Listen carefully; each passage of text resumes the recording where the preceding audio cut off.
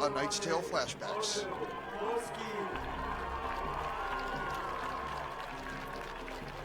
I also have to say that Poland and the United States have been friends in this sport. The Polish team did a lot to help us out when we got started. So again, kudos and appreciation for Poland. There's a German fan, a fan of Germany, and it looks like Poland versus Denmark. Two teams of red and white.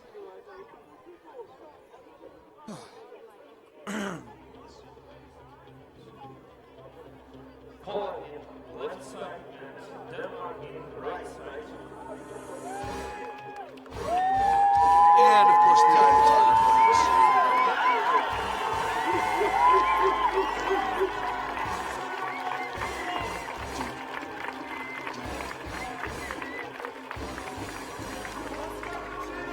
The referees are checking out the armor, make sure nobody forgot to put the helmet on or anything. Making sure the spine's covered. So Poland is in the red with the Krakow Eagle.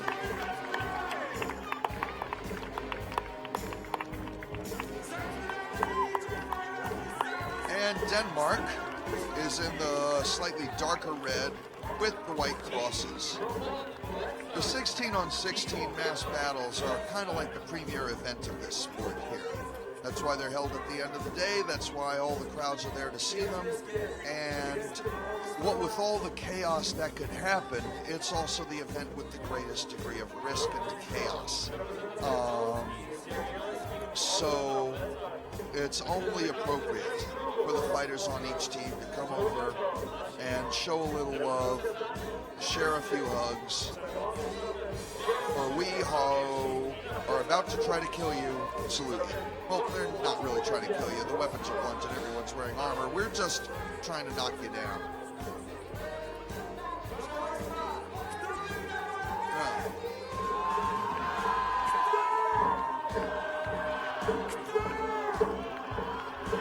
Wait a minute, does that guy's bassinet faceplate have a smiley face on it? Does that really have a smiley face on it?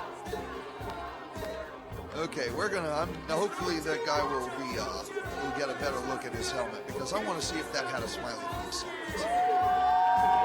Well, there's a lot of smiling faces right there.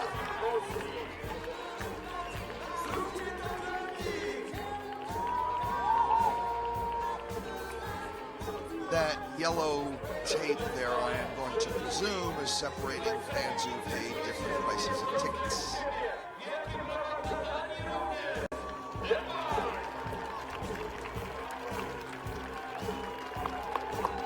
There's a two-handed falchion there in the middle. Lots of the fighters have falchions and maces. Almost everybody's got some form of punching shield.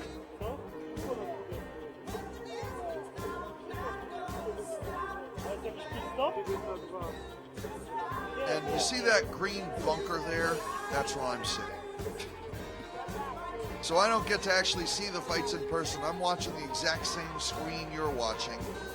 I'm only hoping that the words that you are hearing come out of my mouth will add to your enjoyment and edification of this program. Whoa, that's a lot of dents. Nice shot.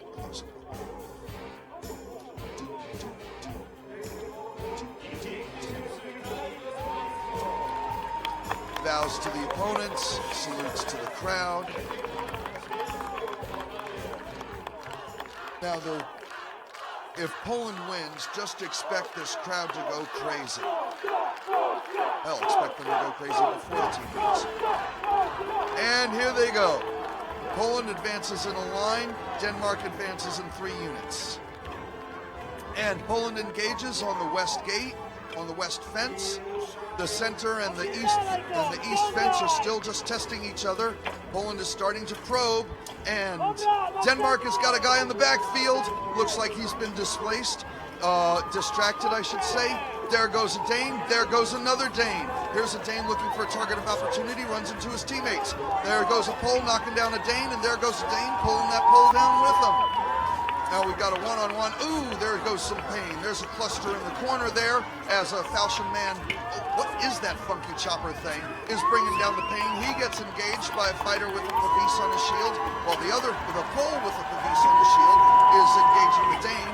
Now there are 2 poles, 3 poles, bringing their poles, that's redundant, down on the remaining Danes.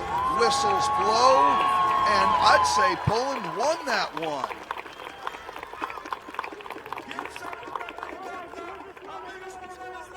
Poland is making a statement. Poland is saying, this is our house, and you do not come in here and walk out unimpeded. Poland is saying, this, we are going to make you pay for attempting to take our land away. Ooh, that rhymed. I like that. Look at some of the action in slow motion. That flanker just did not level a good blow and wound up running away and getting a few blows. He tried to run into that Pole who was bigger and stronger than him and knocked him down. That Pole, good front kick to the hip, knocked that fella down. Then that Dane went and pulled that Pole down, but went down with him. They tripped over dead bodies. There's a chopper. I see what that is. That's from the Maciejewski Bible, a book that was illustrated in around the 1250s.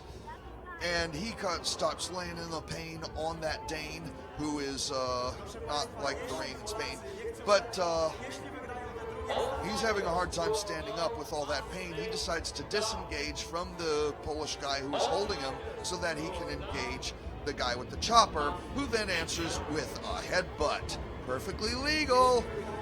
And here comes a couple more Polish guys with one guy with a poleaxe, another with a two-handed falchion, another with a blade on a stick. And they're just trying to convince the Danes that they would rather not stand up, although that blow actually landed on one of the Polish guys.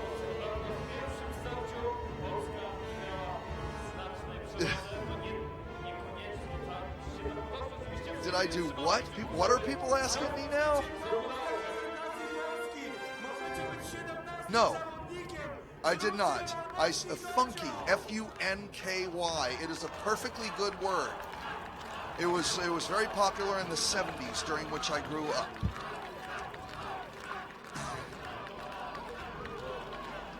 Okay, so for those of you who are wondering about the rules here, there aren't that many. The simple objective is knock down everybody on the other team.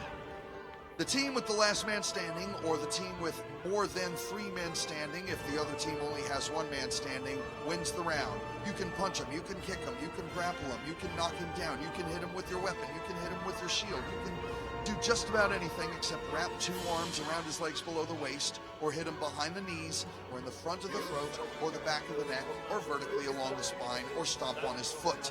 That sounds like a lot, but really it isn't. And for those of you who think there is no technique here, there's a lot of technique here. There are techniques in takedowns. There are techniques in striking in order to deliver the most force in a blow. There are techniques in how to find the best place to knock the guy over. That kick to the hip, there is a technique to get the most force into the kick, and where exactly to kick him to knock him over. And then there's the tactics of how to get into the right position behind someone so you can hit him without him seeing you. Now what's happening now is that the refs are counting the fighters to make sure that nobody has too many men on the field. It looks like that guy was the one too many men, so he may not have been all that happy about leaving the field. Excuse me. So, Denmark is lined up, Spain is lined up, the referee is checking the readies, and here we go, round 2. That ref is in big trouble because he looks like, Denmark is bringing it to the western flank of Poland, and they are engaging, they are punching, they are grappling. It looks like some line engagements here in the front as that one Dane is trying to take 2 Poles with them, and now it's getting into the clusters, it's getting into some attempts at hip throws, and there goes a Dane. That Pole hands on the fence so he doesn't go down. They still look to be about even in sides. 2 Poles almost ran into each other. That one's looking for a target of opportunity. This Dane is looking for another target of opportunity. They're looking to outnumber some Poles locally. Here comes a Pole looking to help somebody out. This Dane is trying to knock down a Pole while a Pole comes over and boom, takes him down. Now that Pole is trying to suplex that Dane. Let's see what's happening now. It looks like we got a 2-on-1 on that Dane in the corner. The Pole's trying, and now we got a 3-on-1. They're bringing down the pain with the pole axes. He's going to have a hard time standing up if there's nobody else to take some damage. Boom, down he goes. He takes the Pole with him. And Poland wins.